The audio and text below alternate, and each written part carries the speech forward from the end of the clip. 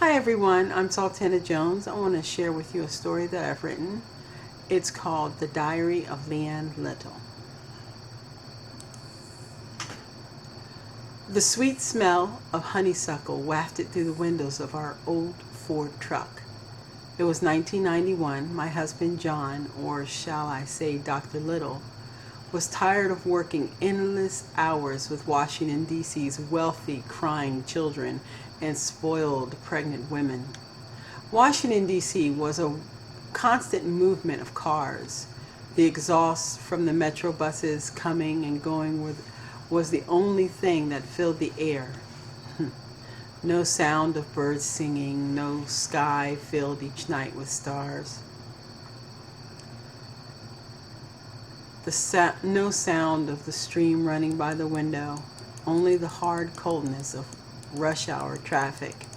Mingled in with all of this was the constant coming and goings of DC's tourists, making getting to and from the office very slow at times. John was ready to move. He's been uneasy ever since we buried his Grandma Jo. She was the only living relative left. He had lost his own parents 3 years ago in a car accident. Grandma Jo, she was 92 when she died, and up until now she lived on her own. Now granted, she was starting to need a little help towards the end. I was always glad to come over and help in any way I could. It was during those times did she impart story after story. I was like a sponge and wrote down everything she spoke. We would sit and have tea and laugh and cry. Grandma Jo was a joy to be around. She was the sweetest gray-haired woman I've ever met. And boy, could she talk. She was always full of life. It was because of these stories Grandma told me about that stirred up our curiosity.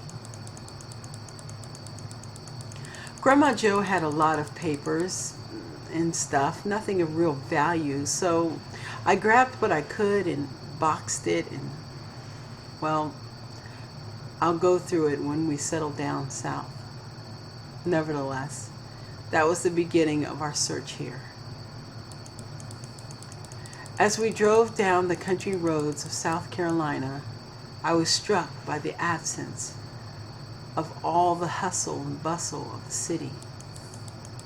It's all I've ever known. And yet, down here, the blue sky seemed to kiss the horizon, and the green willow trees danced in the warm breeze. Everything seemed to take me back in time, back to when only the sound of wagon wheels and horses' hooves could be heard. I almost could hear the sound of slaves singing in the cotton fields.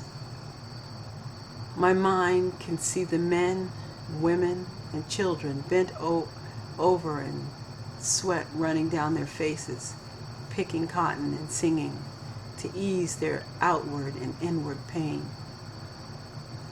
Come, my Lord, it'll soon be over. Come, my Lord, won't you take me home? Come, my Lord, it'll soon be over. Come, my Lord, won't you take me home? I can see the field master standing there watching, and his whip on the saddle of the horse. There was plenty of time to think then. Joe's mind seemed to be as occupied as mine was. Silence was only broken by the stops at the gas station for much-needed coffee breaks. I never thought I'd be living down here in South Carolina, of all places. The move here was not really planned. It just sort of fell into our laps. John, some describe him as a gentle giant, wanted to find the site where his great-great-grandfather was a slave. I thought it would be something nice to know, something you write down in the family book to share with our kids one day.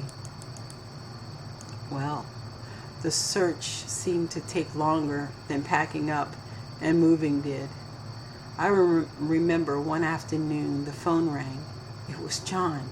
He was so excited. I could hardly make out what he was talking about. Not only did he find his grandfather's land, it was up for sale. The next thing I knew, we had bought the property. I know, it sounds crazy. We hadn't even seen the place yet before we packed up our bags and were driving down the road.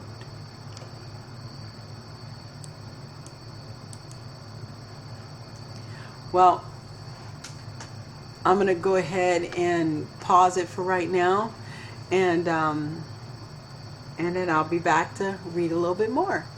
All right. And it's the Sultana Jones talking to each one of you as I read my book, Leeann Little.